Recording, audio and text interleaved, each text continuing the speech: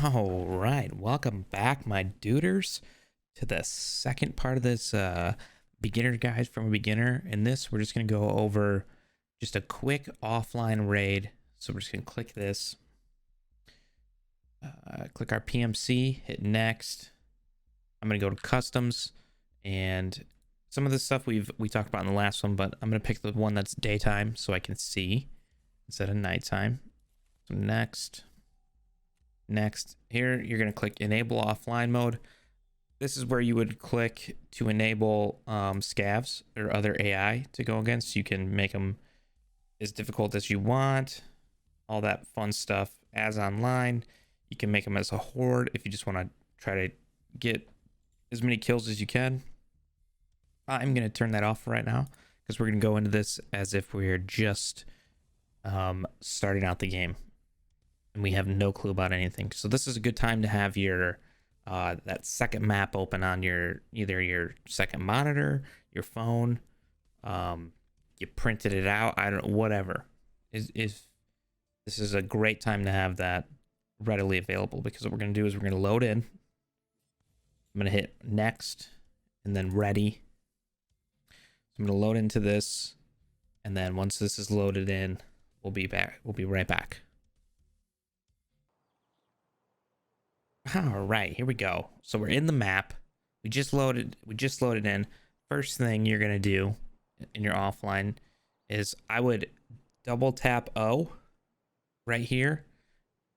Top right drops down. Those are all your extraction points. The ones that are question marks are, there's a chance they're open. The one that's not is a guaranteed get out. One little tip I'll give you: when you spawn in, basically your guaranteed one is gonna be completely across the other side of the map, and that's just how this game works. So then I would, after you double click this to figure out which ones you can go to, I would look at that secondary map that you have, figure out where you are. Use like big, so this is a big red building, so look on your map for a big red building. You see there's a train and other things around you. You can go ahead and just use landmarks to start out, because in the beginning it's going to be very overwhelming, and you're going to want to try to figure out these extractions. So when you're playing against actual people and other scavs, and there's added stress elements, you're going to want to feel comfortable in a way of getting out.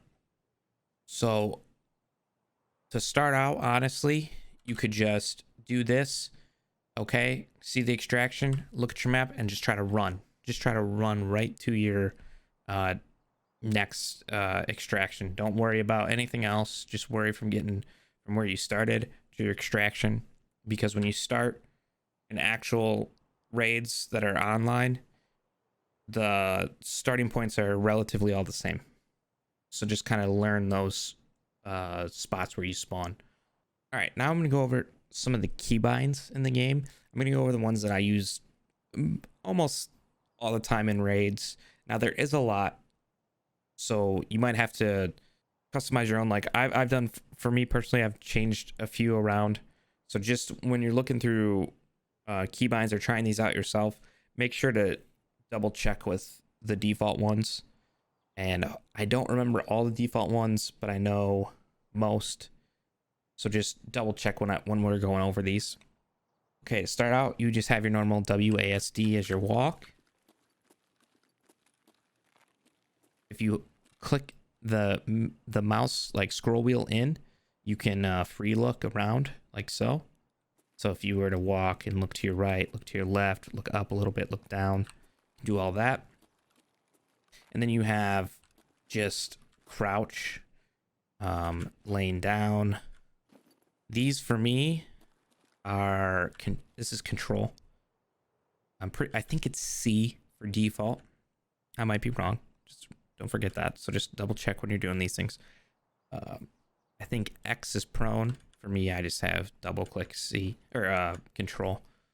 And then if you saw in the bottom left corner as well, that's your little character. So that helps you know what you're doing. So there I'm crouched, here I'm standing, and then there I'm laying down. One thing to note is if you hold C and mouse wheel up and down, see how I can change the level, the height level of my crouch. This comes in handy when you're trying to shoot over something but not be too exposed. So say I want to be, so here's my crouch, see I'm shooting this. If I go up a little bit, look at that, I can shoot over that. Another thing is bullets come out of the barrel and not where you're aiming. So I could, let me come over here. So this might look like because I'm aimed up here, and say there's a guy right where the scope's at. When I shoot this, it still might just hit right in front of me because of where the barrel's at. So that's just something to keep in mind. You might have to go up another notch or two when you're messing with the crouch. When we looked at this bottom left thing when we were crouching and standing, you can see there's a volume and a stamina bar, and we'll go over both of these. The volume is how loud you are, which makes sense. So when you're walking around, this is your loudest. Well, when you run, that's the loudest, but when you're walking like this, standing up all the way, when you're crouched, you're a little bit quieter. You can be even quieter on those by using the mouse wheel, just scrolling down. Let me go over to where it's a little shadier so you can see everything. So here, this is your quietest walking. You can still get heard, but you're quieter than if you were to be full walking like this. Crouch.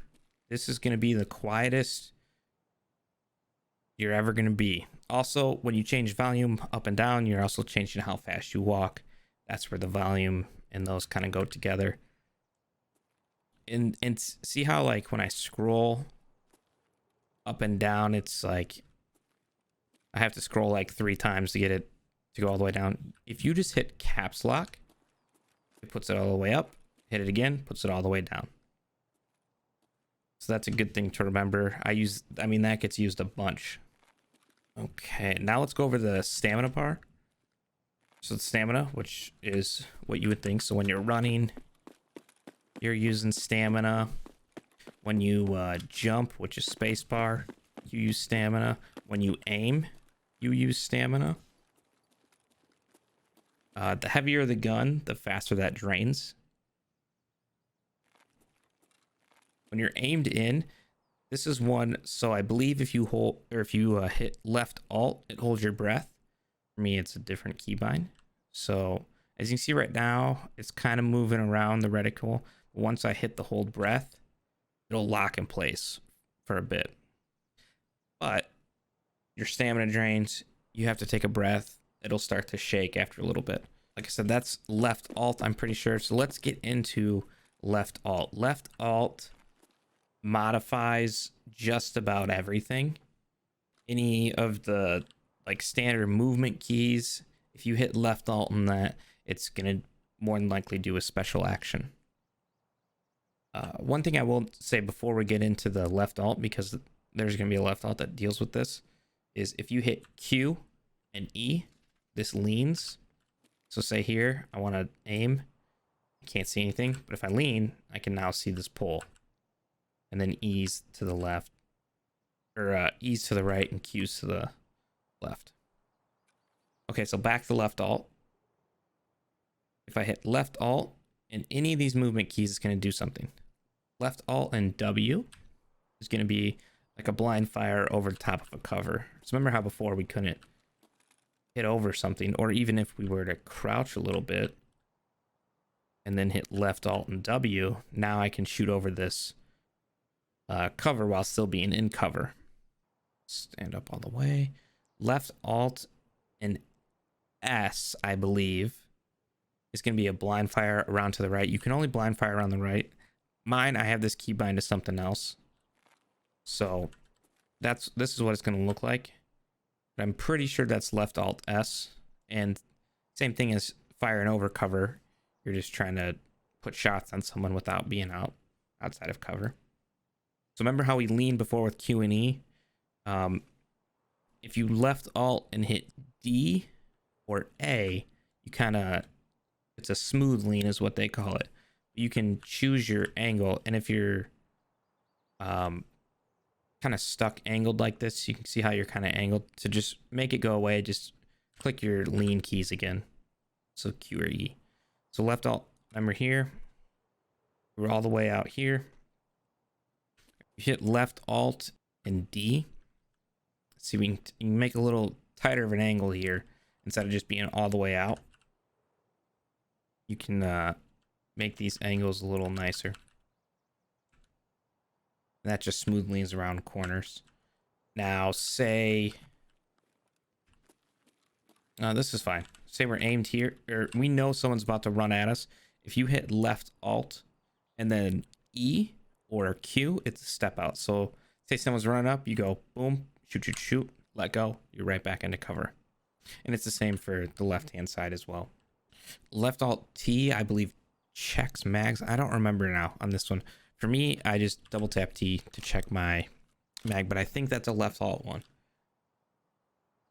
Left Alt right mouse button changes scope. And what I mean by that is, let's zoom in here. I'm going to hit left Alt. And I'm going to click the right mouse button.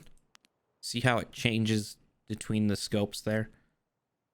I think that's all the left alts I use. I don't remember all of them. I'm pretty sure there's more.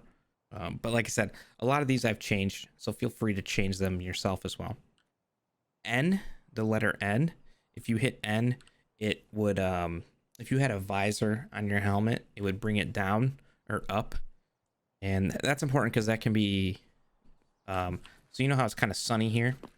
And you're out in the open, and when you have a visor on, it's a little, there's a little bit of a vision. It changes how it looks on the screen. So you want to hit N to bring it up. Yeah, you risk it hitting the face, but sometimes if you know you're like kind of in the clear here, just in the open, you want to be able to see a little better, you can hit N to bring up the visor, and then N to put it back down if you're about to get into a fight. You don't always know that. Next thing is, I'm gonna go in here where it's dark. T, the letter T. I have a laser sight on this, so this will put that on and turn that off, and that's T. Now this one that I have has 3 different types of lasers. If I hit left control T, see now it's a green laser, red laser, and then you can't see this one too well, but it's another red circle laser. And then if I want to turn that off again, I just hit T. Grenade is G. I didn't bring any of those, but G. To interact with things, let's go right to this. Press F. And that'll search items or pick them up. One thing that I have changed that if you guys are on default, if you were to quick reload, you would double tap R. If you just normal reload, it's R. I believe the defaults for quick reload is double tap R. Let's see, I double tap there, nothing. I have left Alt R. And what this does is a quick reload. So you can see my mag fell out. But I reload a little quicker. So here's a normal reload. And then here's a quick one. It's just a little quicker. And then after, say you're in a fight, you just would go back and pick these back up. B is to switch between single and full auto. I believe some guns even have burst if they're SMGs, but single fire if you hit, or fire single and full auto between your fire modes. Z checks your fire mode. One thing I will say, to get rid of something in your inventory, I believe is the delete key. I switch that. So say you're looting something, you want to go quick. Instead of going this, discard. Me, I just have it as H because it's close to where I can click it real quick with my hand. And see, there it is.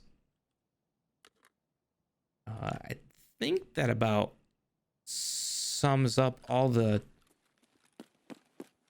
basic keybinds that I know and use a bunch in raid. I know there's more, and most of those get used. Some will get used a lot more than others, like leaning and all those kind of things. Crouching, your movement speed, how loud you're being. A lot of them are very, very helpful. There's a lot of movement and keybinds, so just take the time to get used to them. Change things around that feel more comfortable to you on your keyboard. That is it for this second part of this beginner's guide.